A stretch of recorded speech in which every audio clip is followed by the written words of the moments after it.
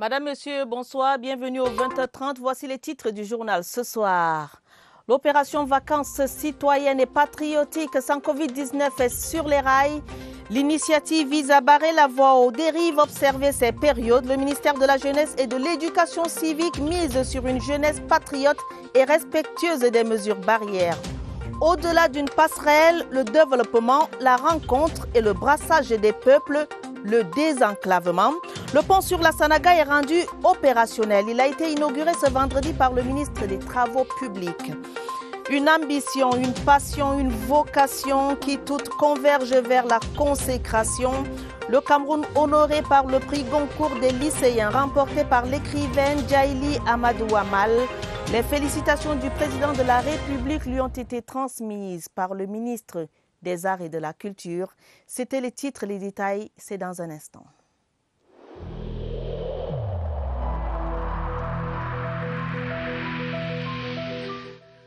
Il est essentiel que les mesures qui ont été indiquées soient absolument respectées par chacun de nous. Lavez-vous régulièrement les mains à l'eau et au savon ou à l'aide d'un gel hydroalcoolique. Restez à au moins 1 mètre de distance des autres personnes, surtout si elles toussent, éternuent ou ont de la fièvre. Si vous avez de la fièvre, de la toux ou des difficultés à respirer, consultez un médecin.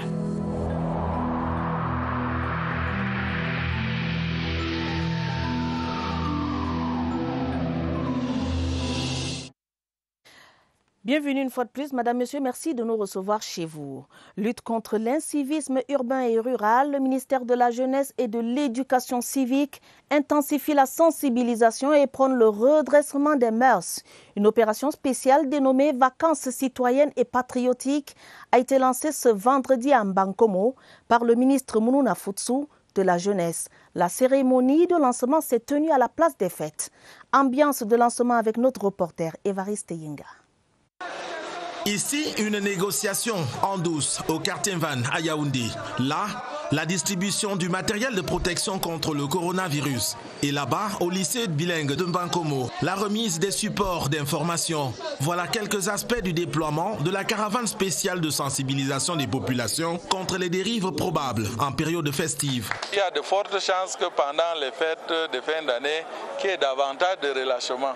C'est pourquoi nos équipes vont descendre dans les lieux de rassemblement lors des manifestations pour encadrer ces manifestations, sensibiliser les populations. La caravane a sillonné routes et pistes de Mbankomo avant la cérémonie officielle de lancement de l'opération Fête de fin d'année citoyenne et patriotique. C'est la 5e édition, mais cette fois, la lutte contre le Covid-19 a été intégrée. Au-delà de la sensibilisation contre les actes inciviques, nous appelons cette année à ce que les équipes soient au front à nouveau pour intensifier la campagne spéciale que nous avons lancée pour la riposte contre le Covid-19 depuis mars 2020. Cette activité du ministère de la Jeunesse et de l'Éducation physique se poursuivra pour s'achever. Le 5 janvier 2021, débits de boissons et lieux d'influence publique verront débarquer les équipes mobiles de l'opération. Le choléra ne passera pas par les portails des établissements scolaires. Une vaste campagne de sensibilisation en direction des écoles primaires est officiellement lancée par les soins du ministère de l'Éducation de base en partenariat avec le ministère de la Santé publique. Et c'est Mbalngong, dans la Mefoua-Kono, région du centre, qui servait de cadre ce vendredi à cette cérémonie. Le reportage de Daniel Menanga. Leçon 1. Il est dangereux de manipuler encore et encore le robinet à eau, potentielle source de microbes. Leçon 2. Éviter de consommer de l'eau à l'origine douteuse. En théorie, Mbalngong, dans l'arrondissement de Mbankomo, a assimilé l'essentiel. Le choléra est une maladie contagieuse. Elle est une épidémie. Elle se propage rapidement. Pour que la pratique rentre dans les habitudes chaque jour, peut-être de l'éducation de base, avec ses kits d'hygiène et de salubrité. De venir ici à Mbalngong, non pas parce que ici vous avez des cas, mais dans le cadre de nos activités, il est important pour nous de faire de la sensibilisation.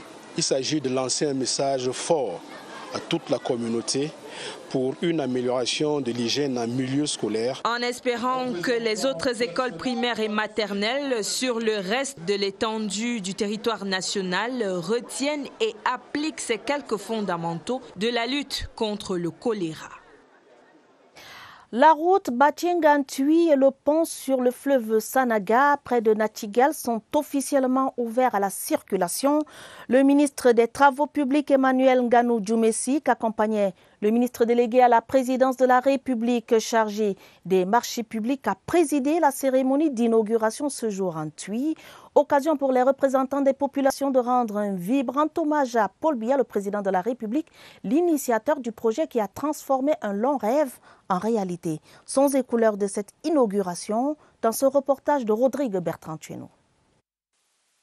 Coupure du ruban et découverte de la plaque commémorative, deux gestes symboles de l'inauguration du pont sur la Sanaga. Avant cette apothéose, les deux ministres ont parcouru les 21 km de la route Batiengane-Tui et les 11 km de voirie dont ont bénéficié les deux localités, ainsi que les infrastructures socio-économiques qui les accompagnent. Réaction. Je suis très satisfait de la qualité du travail réalisé, de la mobilisation des populations bénéficiaires, de l'expertise, du professionnalisme de l'entreprise des travaux ainsi que des missions de contrôle. Je suis très satisfait de ce que le chef de l'État ait cru devoir doter notre pays de ces belles infrastructures. Côté allocution, le maire d'Ntui et les autorités traditionnelles n'ont pas tari d'éloges à l'endroit de Paul Biya, l'initiateur du projet. C'est un rêve qui est devenu réalité. Nos parents, nos ancêtres ont voulu ce pont. Nous mettions des heures et des heures pour traverser et aujourd'hui nous n'avons que 45 minutes pour quitter de Yaoundé. Le directeur de l'Agence française de développement, l'un des 5 partenaires financiers du projet, y a vu l'appui sans faille de la France au Cameroun dans sa volonté de développer ses infrastructures. Batiengane-Tui est le lot 1 du corridor en construction. Batiengane-Tui-Yokole-Natibati, 381,1 km, dont le ministre a annoncé le chronogramme d'achèvement qui émoustillera les populations de ces localités, comme celle d'Umbam et Kim. Montée en puissance de la bourse et des projets intégrateurs, la communauté économique et monétaire de l'Afrique centrale renforce sa bourse unique et son intégration physique. Les ministres de l'économie, des finances et de l'intégration des 6 pays de la CEMAC, réunis ce vendredi par visioconférence, ont validé les premières listes des entreprises publiques et privées qui vont être cotées à la bourse de Douala. Voyons tout cela avec Marie-Laurence Sunke. La 12e session du comité de pilotage du programme de réforme économique et financière de la CEMAC s'est dénouée sur l'engagement d'un nouvel approfondissement de l'intégration économique et financière de la CEMAC. Premier axe, le marché financier de la CEMAC, à travers la cotation en bourse de toutes les entreprises publiques et privées exerçant dans la sous-région. À ce jour, il n'y a qu'une seule bourse de valeur en Afrique centrale. Elle est en train de se mettre en place. Aujourd'hui, il y a quelques opérations qui se font en bourse. Il a été demandé à chaque État de dire quelles sont les entreprises publiques qui pourraient être cotées à la bourse. Le Congo a fait parvenir une première liste, la Guinée équatoriale aussi.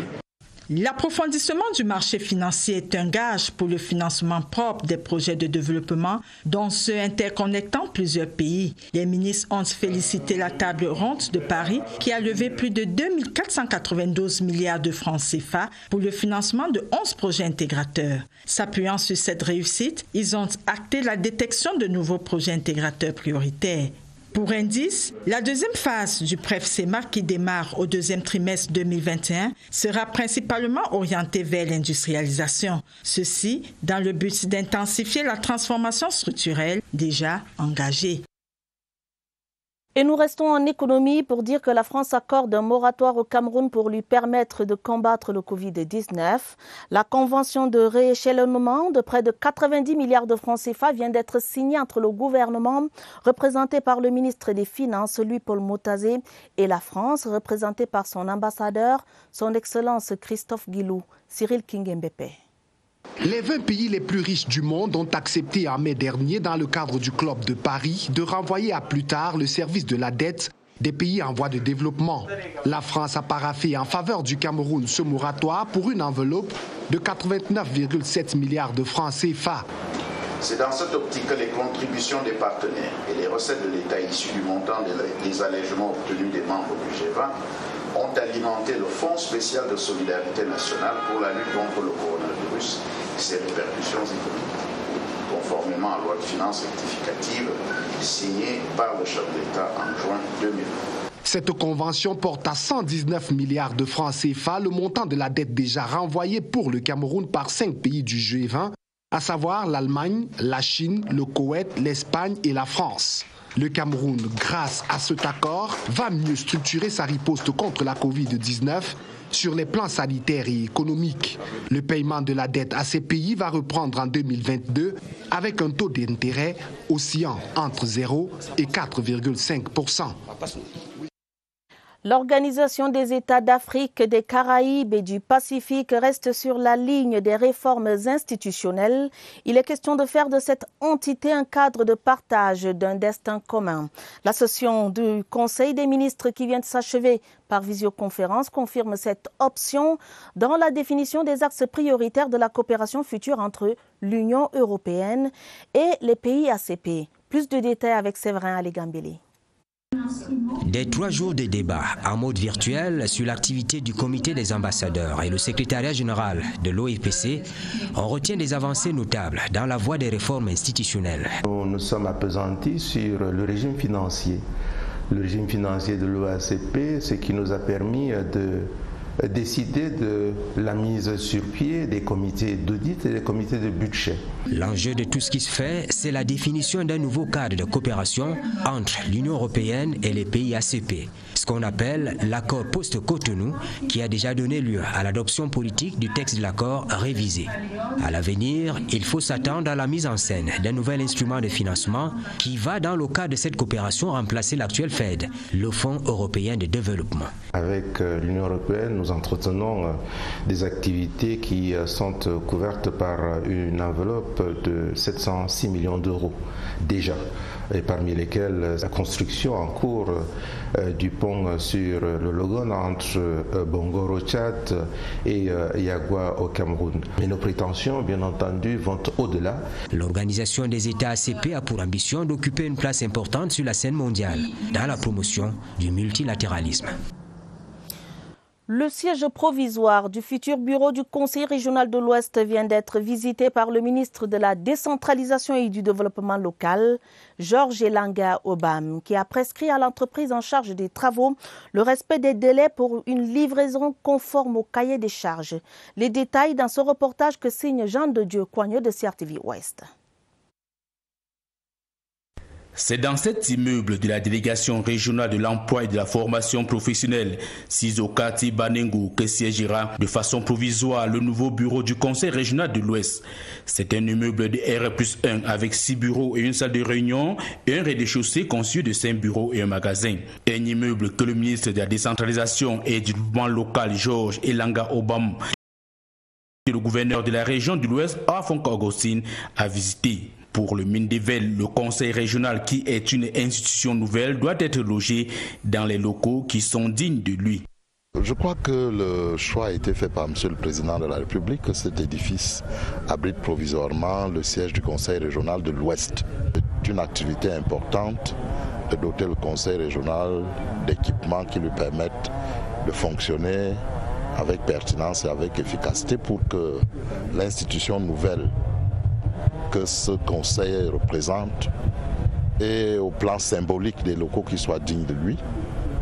À cet effet, l'entreprise en charge des finitions des travaux doit respecter les délais prescrits dans le cahier de charges, d'où cette accélération des travaux. Le ministre a également visité la salle de conférence de l'hôtel de ville de Bafoussam, qui abritera le 22 décembre prochain l'élection des membres du bureau du conseil régional. Réduire la violence armée au Cameroun à travers la lutte contre la détention illicite d'armes légères et de petit calibre par les civils, c'est l'objectif visé par une campagne de sensibilisation des chefs traditionnels, élus locaux, leaders religieux, jeunes et femmes sur la loi portant régime général des armes et munitions au Cameroun. Aladi Mustafa de CRTV Extrême Nord nous en dit davantage.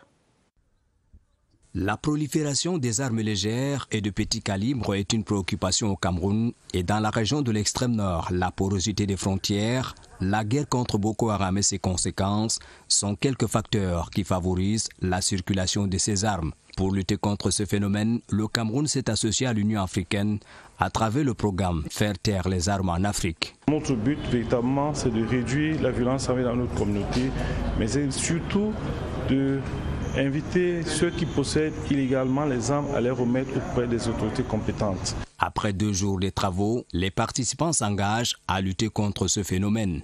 Que tout le monde puisse être informé du danger de la circulation des armes. Les autorités de leur côté ne baissent pas les bras. Le ministre de l'administration territoriale a pris une décision pour interdire formellement l'utilisation des armes qui ne seraient pas formellement autorisées. La sensibilisation va se poursuivre au sein des communautés. Quelle sera la ville la plus propre au Cameroun? La question est posée. En tout cas, la capitale économique est sur la ligne de départ. Le ministre du Développement urbain et de l'Habitat, Célestine Kétia-Cortès, vient de séjourner à Douala dans le cadre du lancement du concours Ville propre dans la région du littoral. La cérémonie a vu la participation d'autorités administratives et de la ville de Douala. Le compte rendu de Chris Patricia Loulouga de CRTV Littoral. Douala doit accueillir dans les tout prochains jours le championnat d'Afrique des Nations et la Coupe d'Afrique des Nations. Le bien-être des populations en termes d'hygiène et de salubrité est d'une importance capitale. Voilà les principales raisons pour garder la capitale économique propre, a rappelé Célestine Kétia-Cortès, ministre du Développement urbain et de l'Habitat, lors du lancement du concours Ville propre. Au cours de la cérémonie, les projets structurants de la ville de Douala ont été présentés, notamment la construction des drains et la réhabilitation de quelques routes de la capitale économique. En tant qu'ancienne maire, le ministre Célestine Kétia-Cortès a interpellé les élus municipaux qui n'ont pas exécuté tous leurs projets à date, tout en leur proposant des astuces pour y parvenir. Attirer l'attention des maires sur le danger qu'ils ont à ne pas exécuter les projets transférés à 100%. Lorsqu'on vous transfère les projets et que vous êtes à 41% en décembre, c'est extrêmement grave. Le maire de la commune de Douala 2e, Denis Fampou, qui avait été classé 2e lors de la précédente édition du concours Ville propre, a reçu un chèque de 75 millions de francs CFA. Cameroun Open Biz, c'est le nom de l'initiative que vient de lancer à Yaoundé la promotrice des magazines en ligne Jowanda, Céline Victoria Fotso, en partenariat avec le promoteur du Centre d'affaires international Africa Business Center, Désiré Makandeu. L'événement, qui est une sorte de rencontre d'affaires sous forme d'afterwork, était lancé hier jeudi à la faveur du 10e anniversaire de la plateforme numérique Jowanda.com. Invité d'honneur de cet événement, le directeur général de la CRTV, Charles Ndongo. Franck Kevina, compte rendu. Un anniversaire pour célébrer une histoire inspirante. 10 années d'existence, comme son nom, Jowanda.com, étonne et cartonne sur la médiasphère web. Cet événement-là, c'était déjà d'être le témoignage, de montrer concrètement qu'on peut se lancer dans l'entrepreneuriat du digital. C'est vraiment cette occasion de vous présenter le projet de Wanda Women by Jowanda Academy qui a pour objectif de former 1000 femmes au e-commerce. Influenceuse digitale, Céline Victoria Fotson Tari Poindidi. Cet anniversaire marque en effet le début des Cameroun Open Biz en partenariat avec Africa Business Solutions. Des sortes d'afterwork pour l'éclosion du génie créateur, l'échange d'expériences et la promotion du Made in Cameroun. Invité de marque, le directeur général de la CRTV salue cette jeunesse qui ose. Pour Charles Ndongo, le Cameroun est un trésor africain. Il faut le courage d'une Céline Victoria, se dire que mais pourquoi on ne dit que du mal de mon continent, de mon pays, alors qu'il y a par ailleurs des choses positives qui se font.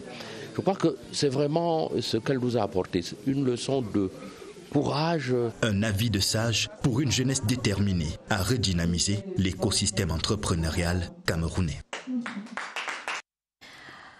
La fin de notre série sur les priorités et les innovations du budget 2021. Ce soir, arrêt sur le secteur routier. L'année 2021 est partie pour être une année de réception des chantiers en cours, telle la phase 1 de l'autoroute Yaoundé-Douala et de démarrage d'autres chantiers, notamment la route Ebolova à Komde-Kribi.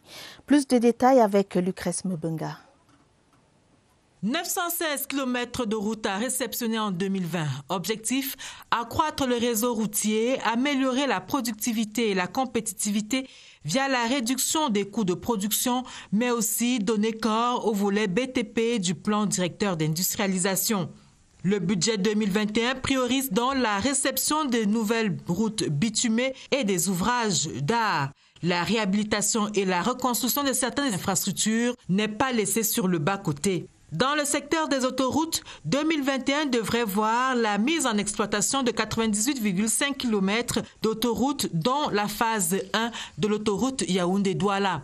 Également prévu l'aménagement de certaines infrastructures routières dans le centre, à l'ouest et dans le sud. Annoncé le démarrage effectif des chantiers de construction de certains ouvrages d'art et routes d'importance tels que Ebolova à Komde-Kribi. Également dans le pipe, l'expérimentation des chaussées en béton avec du ciment fabriqué localement. Le gouvernement le sait, la route précède le développement.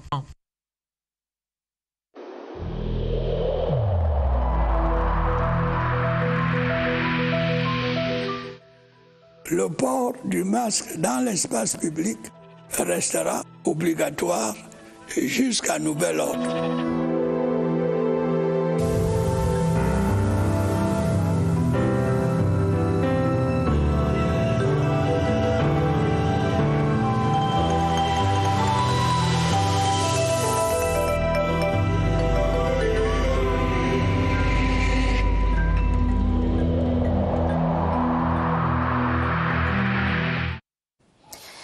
La riposte anti-Covid-19 au Cameroun. Comme d'habitude, nous allons ce soir au centre d'urgence de santé publique retrouver nos équipes sur place.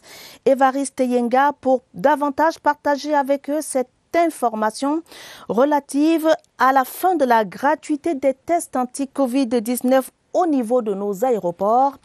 Évariste Yenga, bonsoir. Que doit-on retenir ce soir ?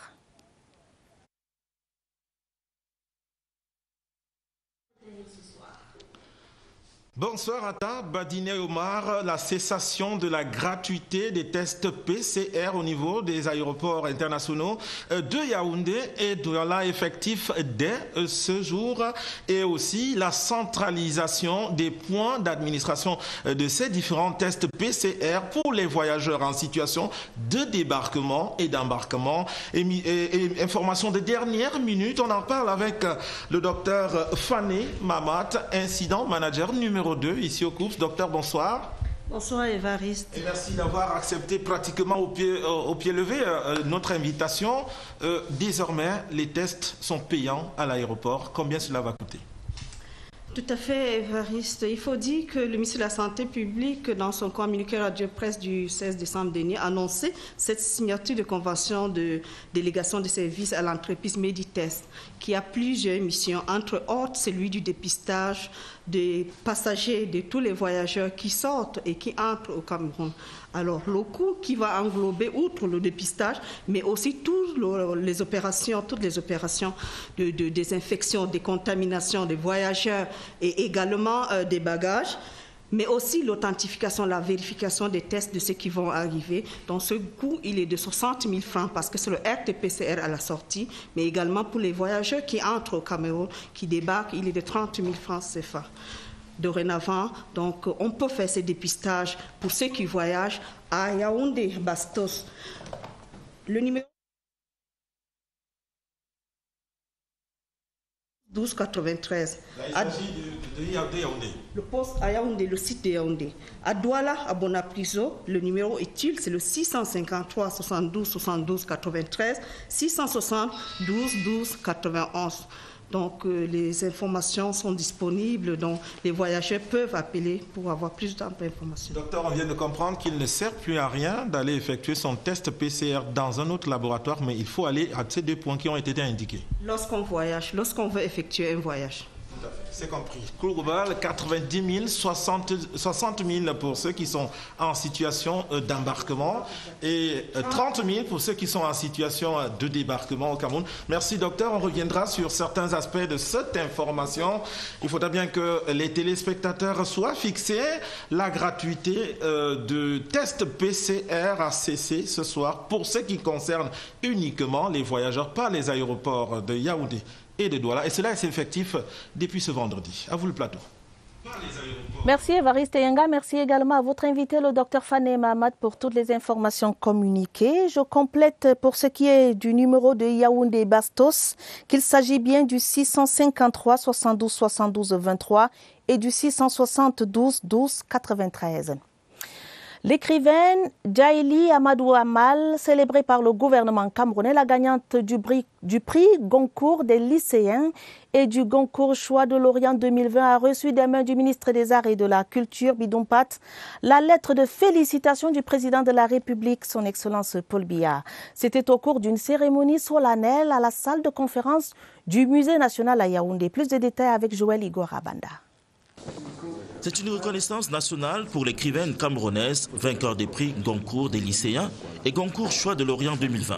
Cette lettre de félicitations sous pli fermé du président de la République Paul Biya, remise par le ministre des Arts et de la Culture, Dr Pierre Ismaël Bidompat, à Amal Djaïli Amadou. Je suis très fière d'avoir porté haut les couleurs de notre drapeau national. Je remercie le chef de l'État, le président Paul Biya, pour cette lettre d'encouragement. Écrivaine à la créativité exceptionnelle, prolifique, la Camerounaise vient de remporter le prix international Goncourt des lycéens avec son livre Les Impatientes. Un ouvrage qui en 2019 avait déjà remporté un laurier mémorable, le prix Orange du livre en Afrique. Le principal challenge maintenant, c'est d'abord le prix Goncourt des lycéens. Donc il faut parler du roman, il faut faire la promotion, il faut rencontrer des personnes, il faut parler du Cameroun. Le gouvernement camerounais et le monde de la culture reconnaissent en Amal Djaïli Amadou une écrivaine créative et proactive qui contribue chaque jour à la culture du vivre ensemble harmonieux, l'unité et l'intégration nationale. Restons dans le livre avec cette fois le multiculturalisme camerounais et sa praxis quotidienne. Le nouveau livre de l'abbé Jean-Marie Baudot est disponible. La cérémonie de dédicace a eu lieu cet après-midi en présence du directeur du cabinet civil de la présidence de la République, représentant personnel du chef de l'État.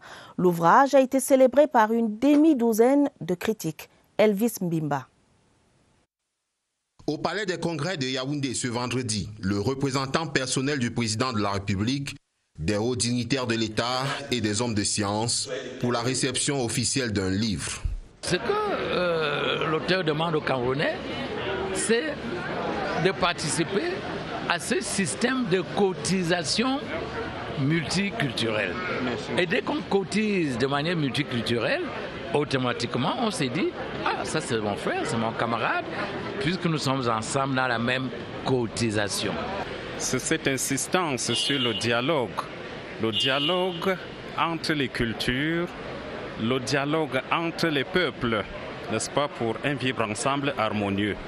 Les idées de l'auteur Jean-Marie Baudot sont saluées par la critique sur l'inexistence d'une culture supérieure ou la vocation des peuples camerounais à former un destin commun. Ceux qui ont eu à témoigner de ce qu'ils ont lu, ils ont dit l'intérêt qu'il y a là-dedans et je suis fier. Fait très commenté, la préface au style rigoureux mais de lecture facile du président Paul Biya.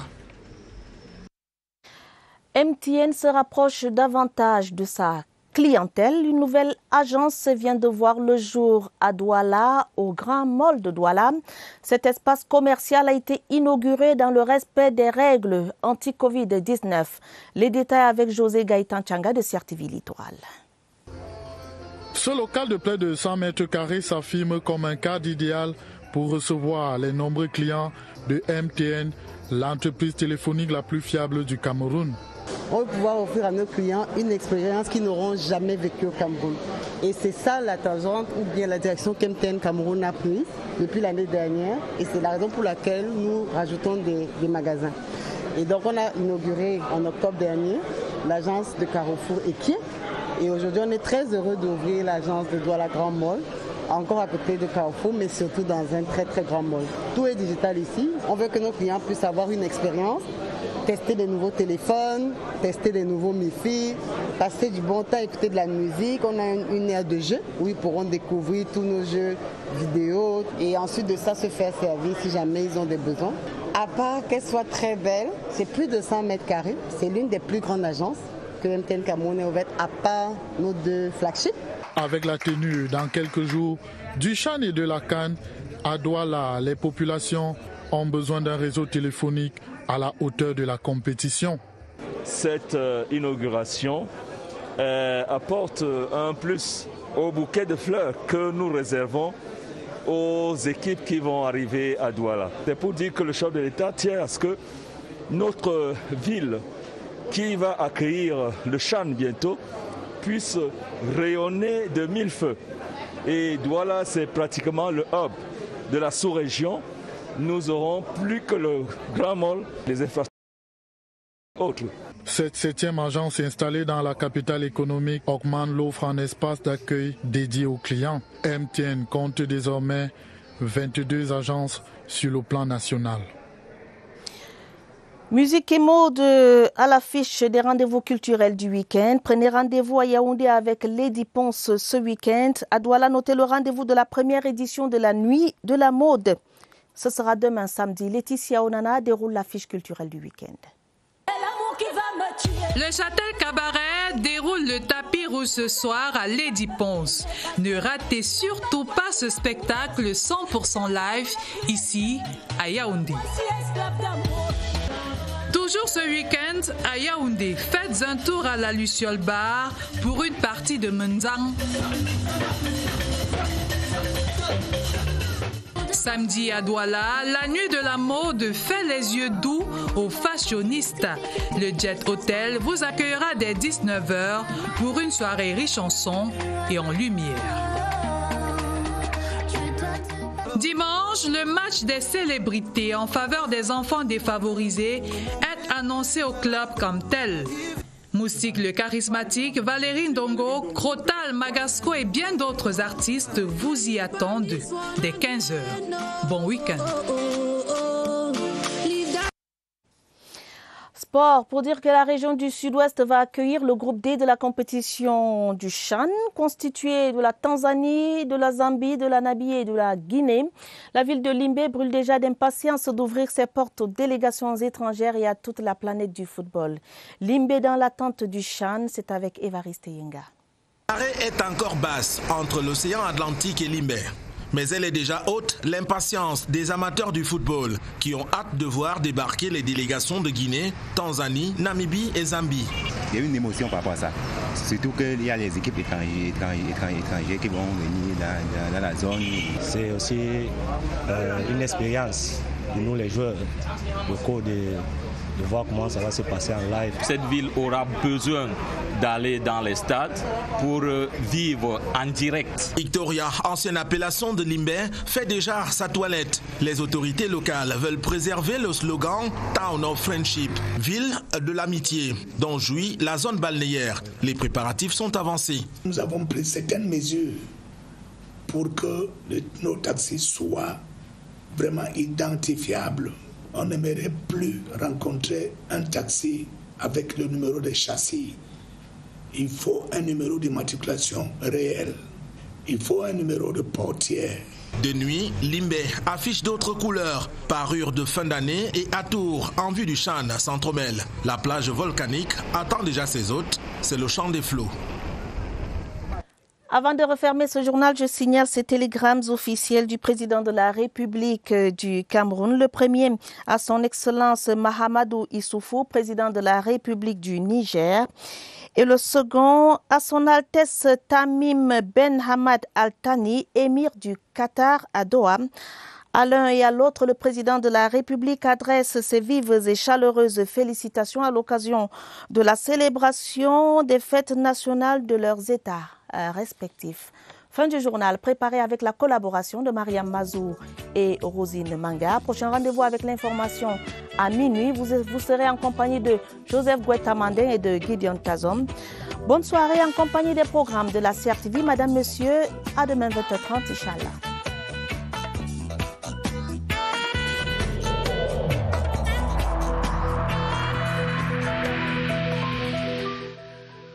Arrêtons de stigmatiser ceux qui sont atteints par la maladie.